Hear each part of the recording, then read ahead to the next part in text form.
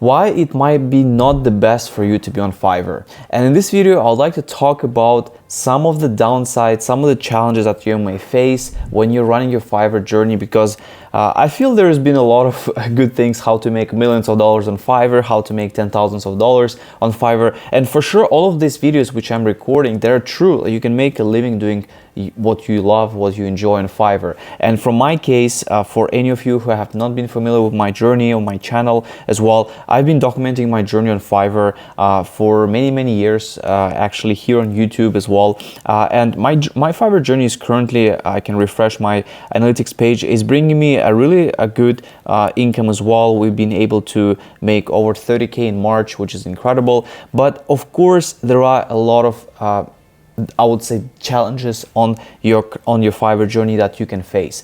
And one of the biggest challenge, what I can see from running my agency, both on Fiverr, off Fiverr, but what's been the most challenging is the mass communication. So when you want to notify your clients about something, or when you need to be able to communicate massively with your clients, or if you're making some announcements for your own maybe new services or new features, unfortunately there is no way to do this in mass, meaning that you need to manually send a message to your buyers, and also if you try to do a lot of those messages, you might actually be in danger, because Fiverr doesn't want you to be mass messaging your buyers or people in general, because they can consider this as a spam and you can get a warning from that. So this is, in my opinion, one of the biggest downsides, because honestly, when you run an agency, in my case, I have hundreds of clients on a monthly basis, and if there's something I need to notify them, unfortunately I just need to spend time to do this manually every single time. And this is the biggest, I would say, challenge that you will face if you are specifically trying to grow your Fiverr journey and you're trying to really scale the number of clients you have. For example, if we look at the categories, right? So if you go to the social media marketing, one of my most favorite categories, if we go to, for example, this seller, right? She has 65 orders in queue, which is great. I mean, I've been showing her multiple times, but she's been doing a great work. So for example, if we go to this seller here, 22 orders in queue, right? So, it's definitely possible for you to scale your journey on Fiverr, but you will eventually reach the ceiling, because even if I go, for example, for this seller, when I look at her, can go back to her here. When I look at this seller, I've been following her, yes, I mean, probably for a year, more than a year. And she's been always at this sort of level, more or less the same.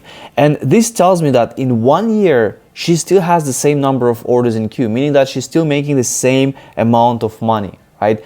And of course, I'm not sure what she's using, like what she has, but I assume most of her traffic is just from Fiverr, from the search, from the repeating clients, and it most likely stays always the same. So eventually, when I look at her page and see what else she can do, she's trying to do other services. She's trying to do Instagram growth, which I don't know if it's a good idea or not. Probably it's going to be a lot more challenging than doing content.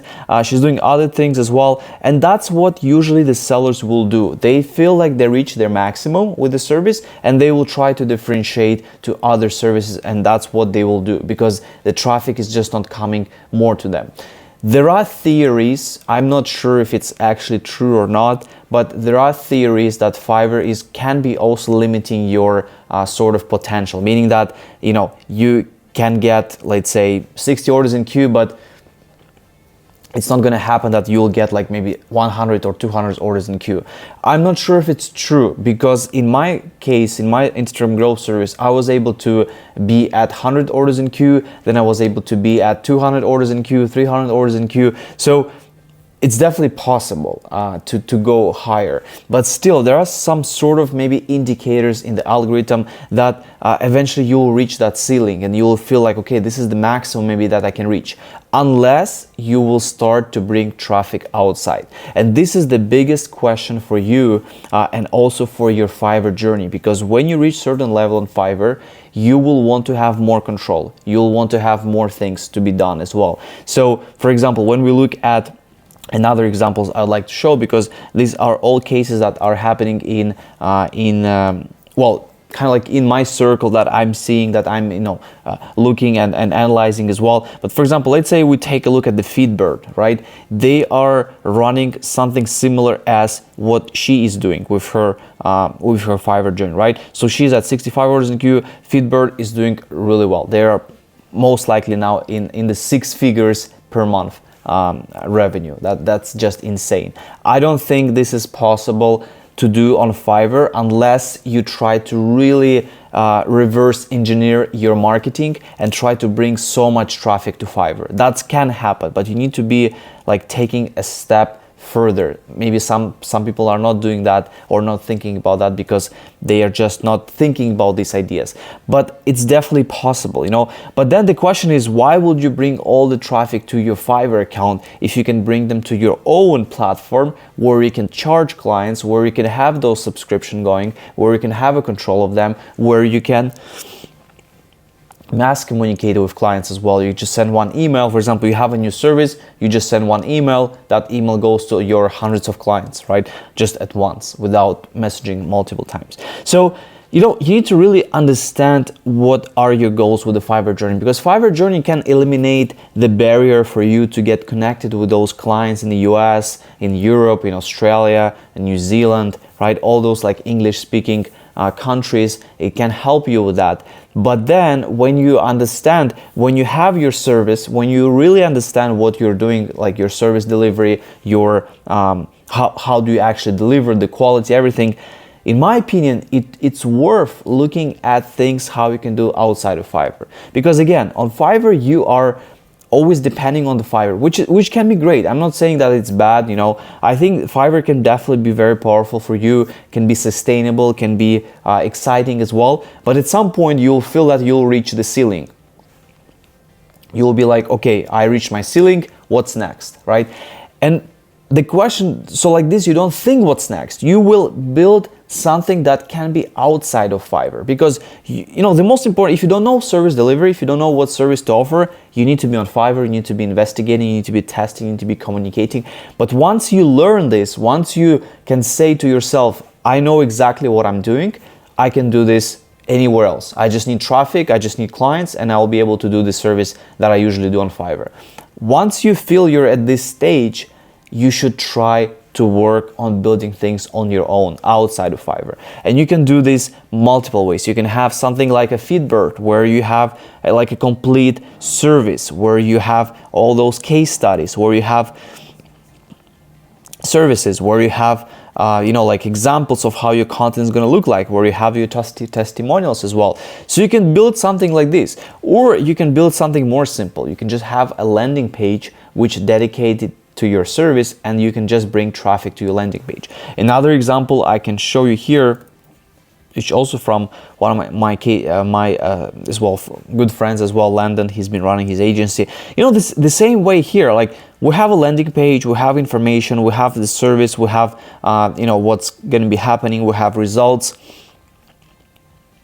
testimonials, and then we have an action plan, which is go and get your free analysis. Right. So once he gets the free analysis, once he does the free analysis, then you will be more likely to go with his service, because you will see him, you will see that he analyzes your Instagram website, whatever you're offering, and then you can take a next action plan. But this is also possible. Again, this model can bring you 6 figures per month, so $100,000 per month. But then on the other side, when we go, for example, to the Fiverr, let's say we go to the graphic design and we look at the logo design, and we look at, for example, Louis, who has been a seller, probably the most seller, who is making the most on Fiverr. I don't know, let's say, but since I know him personally, and I've been following his journey, because he's been public as well, saying about his journey, he's doing extremely well. And this is what you can do as well. Like, for example, we'll look at his gig.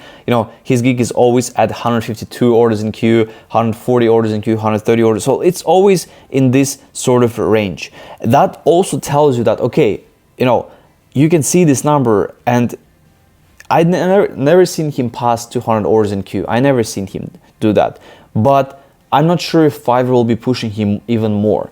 But it looks like he is already understanding himself that he reached some sort of a limit where that's his maximum that he can do. But if you want to do even more, you need to try to drive a lot more traffic outside of Fiverr. So just like blogs, maybe paid ads, driving to your gig. Maybe you can do something email marketing and driving to your gig. But again, the question is, when you have this ability to do those things, why would you drive it to Fiverr? You know, why would you not drive it to your own website and start to build your own brand and start to also develop? So guys, I want to say that I think, you know, you have both ways. And then at some point, because I've been doing Fiverr for 10 years now, and you know, still I can say that it's definitely a very powerful platform, because once you build your credibility, the clients will come to you. That's what you want to have. You don't want to spend a whole day reaching out to potential clients and trying to pitch them this service. It's possible you can do this, but I would rather you do this with your past clients who have tried your service before, because you'll have a lot better success rate. Because if you try to knock to the door which is being closed for you, which has not been opened before, you know, the chances that someone is going to open that door for you, they're extremely small. And you know, you can still get that client, but you're just going to be spending so much time. There are just so much better ways to do that.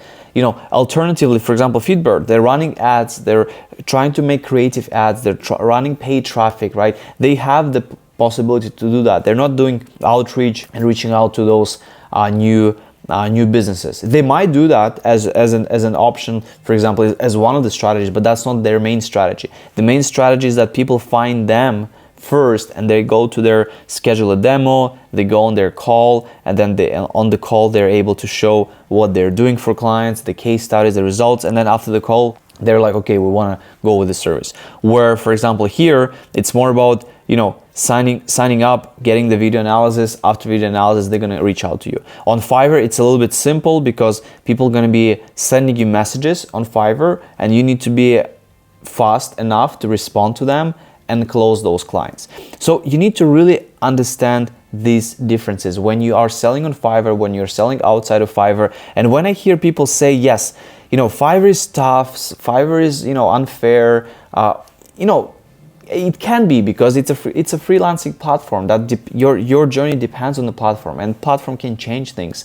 But then instead of that, you know, look at ways where you can just literally build something outside of Fiverr and just build your landing page. The problem is that what I see is that Fiverr helps you in one way, because Fiverr is very consistent, meaning that when you create a profile on Fiverr, you won't be able to change really much things. Your profile will always stay there. When you try to create your own website, your own landing page, you'll always change the landing page. You'll be not seeing traffic. You might be stopped doing that. So it's going to be always changing. Just stick to this for at least a year. Give yourself 1 year. 1 year is enough to see change, to see massive change. You know, brands like Fiverr, like other agencies, they're able to scale their journey in a year, or in at least a year, you know, and that's how it can be powerful. So just 1 year can change literally entire career for you. So that's why I think both things are good, but Fiverr can be also challenging for you at some point, because you're not going to see that much return, and you will eventually just hit the ceiling, and then you'll be thinking, what should I do next? Should I do coaching? Should I do freelancing coaching? Or should I maybe do something else? And you'll be starting to jump around. No, just go with your journey, understand you will hit the ceiling, and try to replicate that journey outside of the platform, and try to also build it at the level where you have, okay, maybe a few $1,000s, it's consistent, but like this you have both directions. One is direction of Fiverr, another direction is your own website. So guys, if you have any questions about, feel free to write in the comment section. I'll do my best to reply to you. Also, I do have a free course where you can sign up for my newsletter, and you will get a free Fiverr course. You'll be able to learn your journey, to see what I'm doing as well. It will help you get started. If you're really struggling with the Fiverr, you should definitely go through the course, and you will have a much better understanding, a much better direction to go forward. And if you have any questions or requests, feel free to sign up for a newsletter, and when I publish the newsletter, you can also respond to those emails that I'm sending to you, and I do publish them once a week. So I'm not going to be spamming you, but I'm really trying to come up with some valuable information for you so you can just continue with your freelancing journey, with your marketing journey, with your marketing agency journey, and hopefully that will be helpful. Thank you so much, and see you in the next video.